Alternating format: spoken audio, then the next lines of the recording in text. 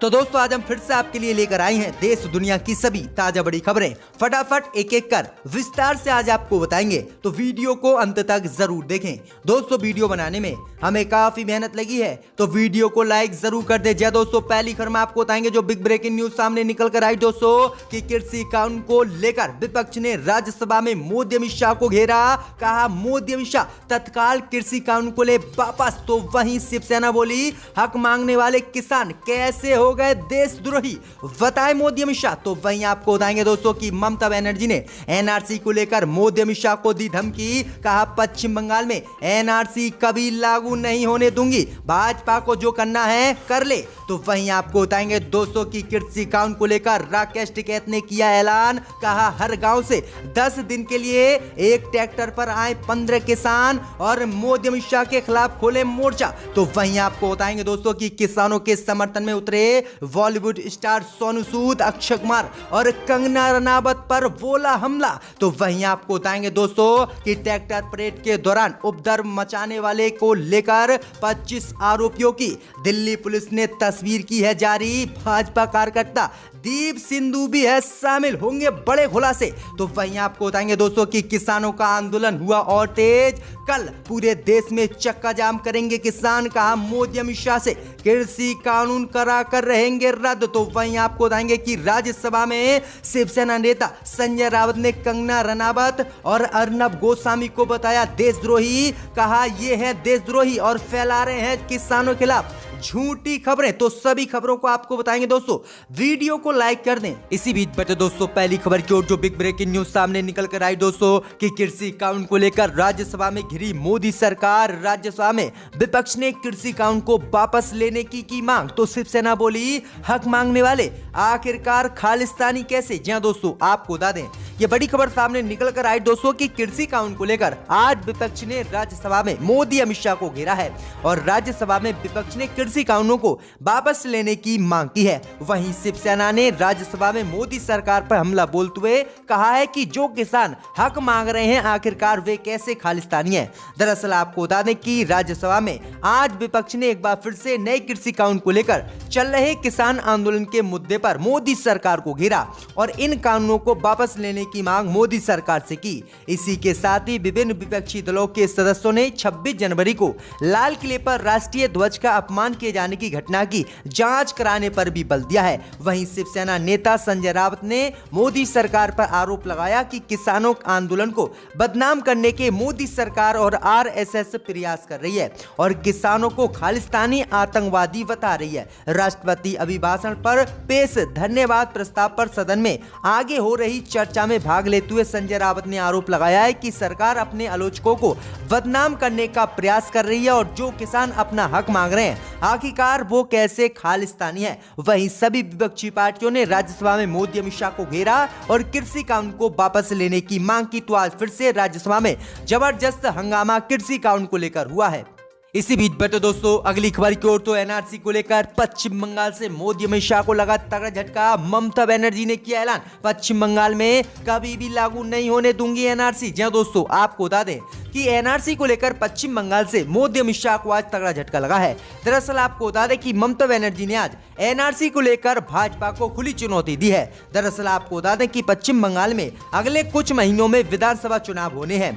इसी बीच पश्चिम बंगाल की मुख्यमंत्री ममता बनर्जी ने एक बार फिर से एनआरसी का मुद्दा उठाया है। ममता बनर्जी ने कहा है कि वह बंगाल में कभी भी एनआरसी को लागू नहीं होने देंगी। भाजपा चाहे जो कुछ भी कर ले, लेकिन मैं किसी भी कीमत पर पश्चिम बंगाल में एनआरसी को लागू नहीं होने दूंगी। आगे ममता बनर्जी ने भाजपा पर तीखा हमला बोलते हुए कहा है कि इन लोगों ने सोनार भारत को तो खत्म कर दिया और अब ये सोनार बांग्ला को भी गोल्ड बनाने की बात कर रहे हैं। ये गोल्ड तो नहीं बनाएंगे, लेकिन बंगाल को मोदी अमित शाह बेच जरूर देंगे। ममता ने कहा कि मैं हमेशा से ही एनआरसी के खिलाफ थी और अब भी मैं एनआरसी के खिलाफ हूं। मैं किसी भी कीमत पर बंगाल में एनआरसी और सीएए कानून लागू नहीं होने दूंगी। जब भी आपको बता दें कि कि भाजपा लगातार दावा कर रही है कि बंगाल में विधानसभा चुनाव होने से पहले ही बंगाल में एनआरसी को लागू हम करके रहेंगे। तो ये बड़ी अपडेट आ रही है, बड़ा ऐलान ममता बनर्जी ने पश्चिम बंगाल में किया है। इसी बीच बटे दोस्तों अगली खबर की ओर, तो सोनू सूद ने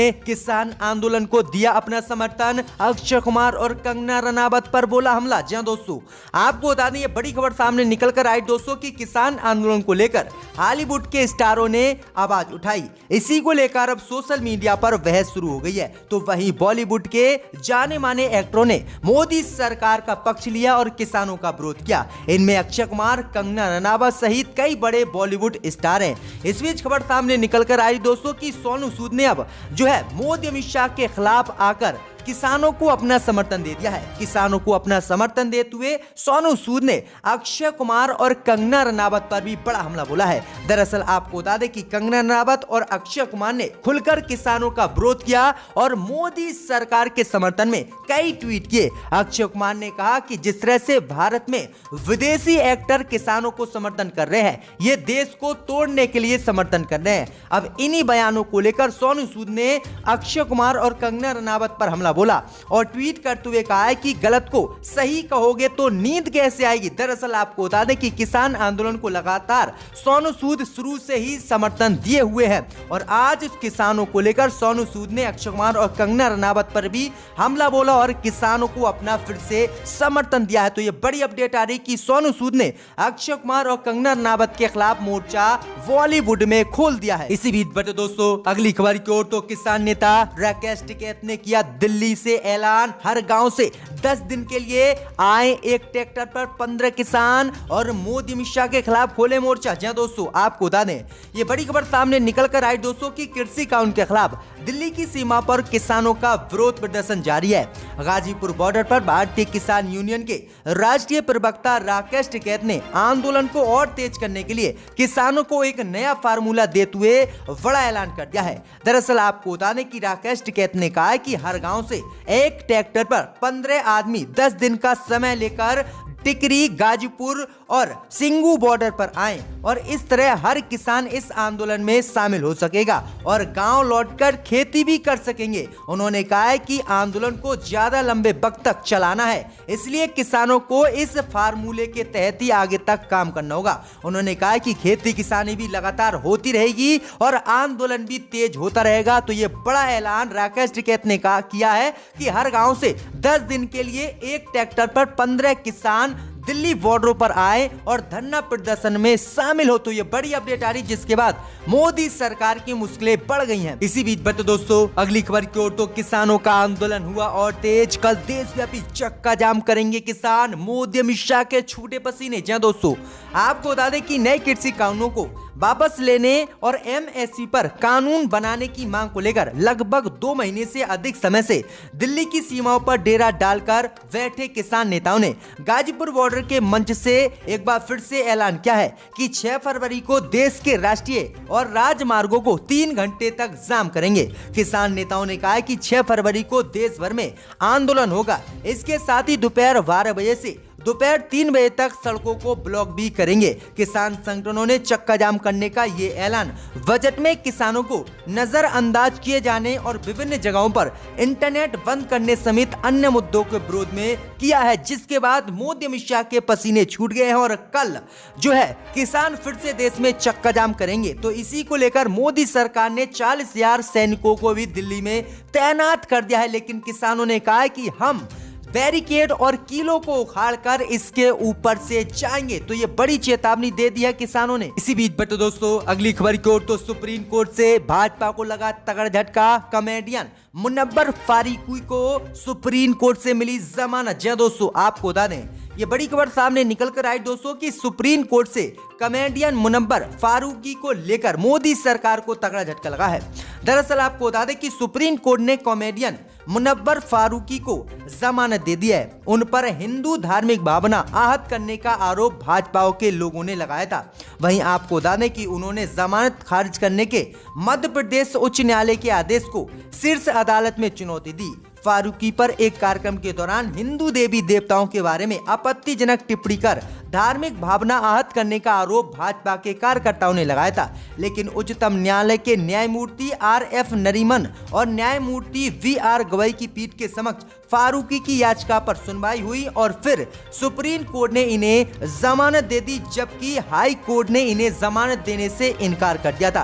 तो ये बड़ी अपडेट आ रही है, बड़ा झटका भाजपा को लगा है। दरअसल आपको बता दें कि भाजपा विधायक लक्ष्मण सिंह गौड़ा के बेटे ने इनके खिलाफ ये शिकायत दर्ज कराई थी। इसी बीच बढ़ते दोस्तों अगली खबर की ओर, तो ट्रैक्टर परेड के दौरान लाल किले में हुई हिंसा के मामले में दिल्ली पुलिस ने 25 आरोपियों की तस्वीर की जारी। भाजपा कार्यकर्ता दीप सिंधु भी है शामिल। जी दोस्तों, आपको बता दें कि किसान आंदोलन के दौरान गणतंत्र दिवस पर लाल किले पर हुई हिंसा के मामले में दिल्ली की क्राइम ब्रांच ने एक्सपर्ट की मदद से हजारों वीडियो छानकर 25 किसानों की तस्वीर निकाली है, जिसमें से इन तस्वीरों में भाजपा कार्यकर्ता दीप सिंधु की तस्वीर भी शामिल है। दरअसल आपको बता दें कि गणतंत्र दिवस पर हुई हिंसा की जांच क्राइम ब्रांच की SIT कर रही है।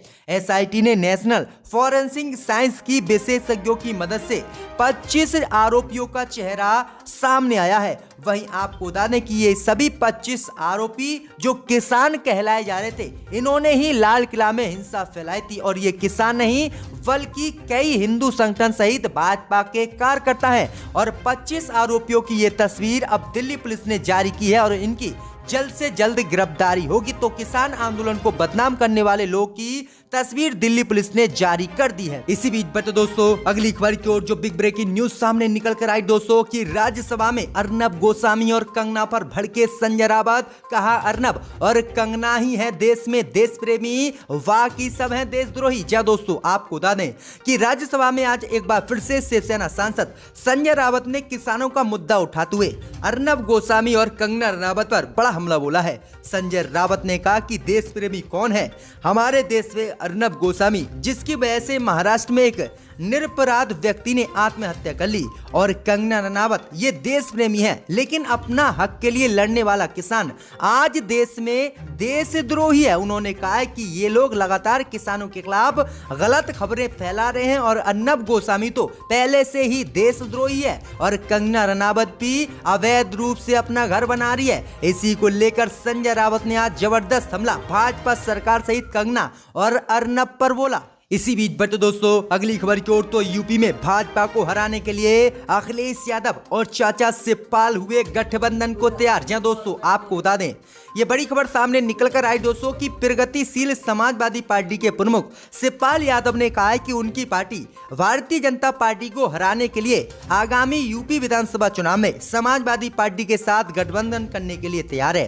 दरअसल आपको बता दें कि गुरुवार को मथुरा और अलीगढ़ की यात्रा के दौरान मीडिया कर्मियों से बात करते हुए शिवपाल यादव ने कहा कि हम गठबंधन के लिए राज्य के अन्य छोटे दलों के संपर्क में हैं। हम MIM के साथ भी गठबंधन करेंगे और समाजवादी पार्टी के साथ भी गठबंधन करेंगे और उत्तर प्रदेश में विधानसभा चुनाव में भाजपा को बुरी तरह से हराएंगे। तो ये बड़ी अपडेट आ रही दोस्तों, बड़ा ऐलान जो है शिवपाल यादव ने किया है।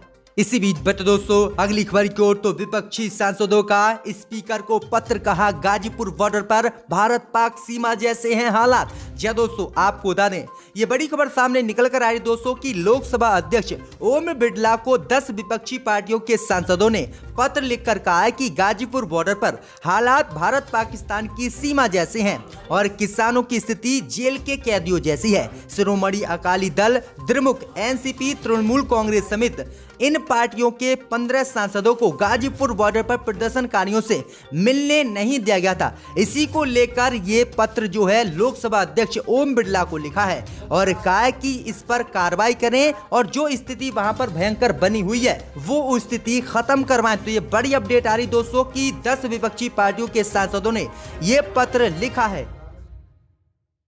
रेजोल्यूशन पर सस्पेंड किया गया है, इनकी मुअत्तली को वापस लिया जाए, इनको दोबारा इस ऐवान में आकर अपनी बात को रखने का और हुकूमत के खिलाफ एहतजाज करने का मौका मिले।